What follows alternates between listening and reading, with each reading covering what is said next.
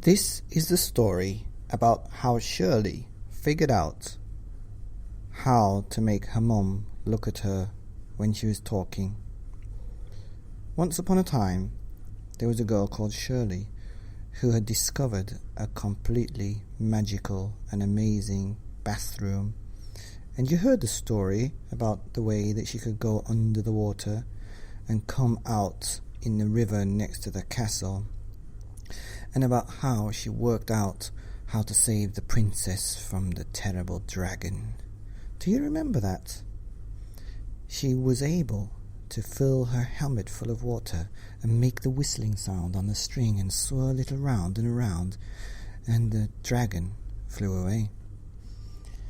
Well, Shirley had another problem, and this was even more difficult to tackle than the dragon. It was that her mum didn't look at her when she was speaking.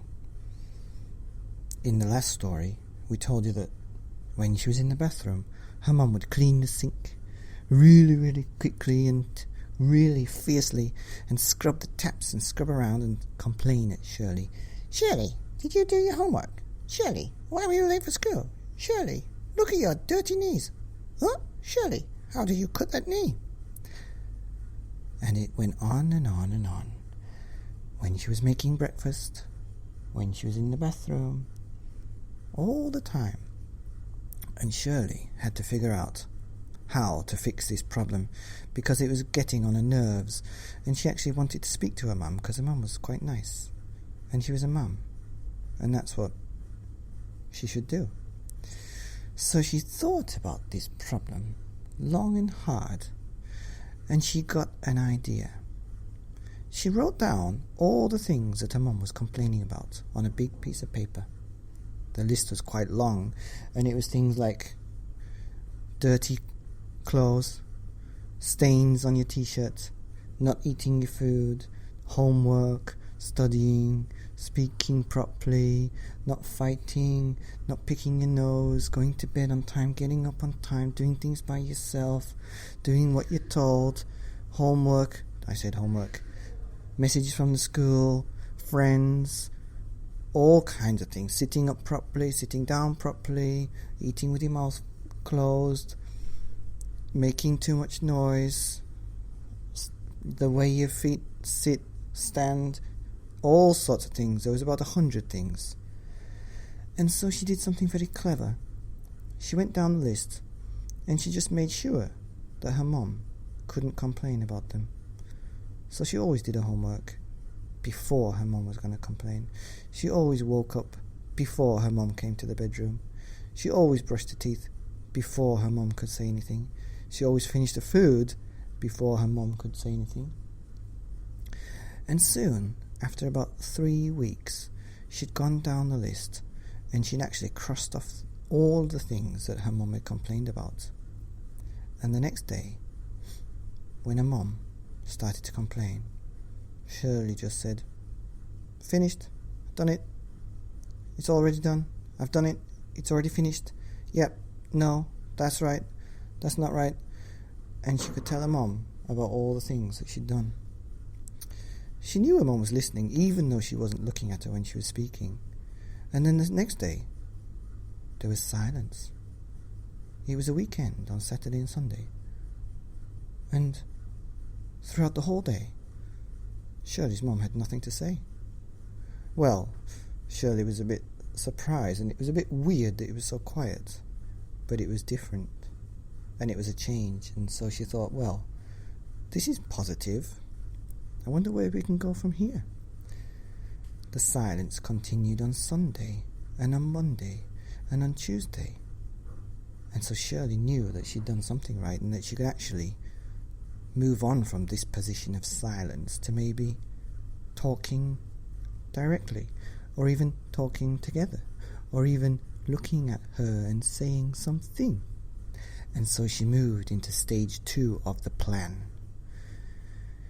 Very, very carefully, Shirley got some post-it notes and put them around the house where her mum looks the most. On the sink in the bathroom, above the tap in the kitchen, next to the shower in the shower room, on the table where she puts the plates, on the door, on all the doors, in front of the toilet where the mum sits, all around the house. She put some post-it notes, and it simply said, "I love you, Mum. I love you, Mum. I love you, Mum." And so the next day was Saturday again, and she could see Mum actually stopping what she was doing and picking the note and reading it aloud. "I love you, Mum." And she did that all day, and she picked up all the post-it notes. And as she was picking up all the post-it notes, she could see that Mum's body language was becoming a bit softer, and that her head was starting to turn around. And when she picked up the last post-it note, the Mum, with tears running down her cheeks, turned around and looked at Shirley for the first time in what seemed to be forever. Shirley looked at her mum and smiled, and Mum smiled through the tears and walked towards Shirley and gave her a big hug. And Shirley said, "I love you, Mum." And Mum said, "I love you too." And Shirley said, "Sit down, Mum." And Mum sat down. And suddenly Shirley seemed to find that she had all the power now. Not that she would ever use it for anything bad, but she seemed to think that she felt a bit sorry for Mum for being almost like a robot, so busy with the job and cleaning that she'd forgotten about how to speak to her daughter. And so she sat down and she said, "Mum, are you all right?" And she said, "Yes." And Shirley said, "Well, how was your day today?" And Mum said, "Oh, just the same." "Well, the house is really clean. I'm really grateful that you've cleaned the house so well, Mum." And Mum smiled and said, yeah, and I'm really grateful for you for doing all your homework and brushing your teeth before I say." And Shirley could see her Mum was actually realizing what Shirley had done, and she was understanding that she had nothing to complain about. And she was talking through all this, and as she was talking through it all, she was looking at Shirley, and Shirley was nodding and saying, yeah, and after about 100 things that she was usually complaining about, she'd actually said how great it was that Shirley was doing all these things. And by the end of reading out all these list of things, Mum seemed to be like a normal Mum again. And so that night, Mum even read her a story, and Shirley slept really well and had the most beautiful dream. And when they got up, it was Sunday, I think, and Mum had made breakfast. Not all of it. She said, "Do you want to come and make some omelettes with me, Shirley?" She said, "Yes, sure, that's nice." And they made omelettes together, and Shirley chopped the peppers and the ham, and Mum showed her how to fry an omelette. And then after they ate together, they chatted about what to do that day and said, "Should we have a walk in the park?" "Yeah, that sounds really nice."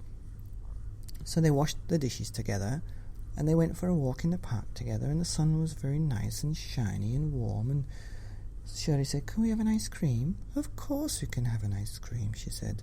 So they sat on the bench and had a very nice, cool ice cream. And they just sat there, looking out at the nice sun and shiny day and all the grass in the fields and the forest. And then they went home, and they sat on the sofa and watched a movie. And Shirley looked at her mum and said, "Thank you, Mum, I love you." And Shirley's mum looked at her and said, "I love you too." And that was how Shirley got her mum to look at her and speak to her. The end.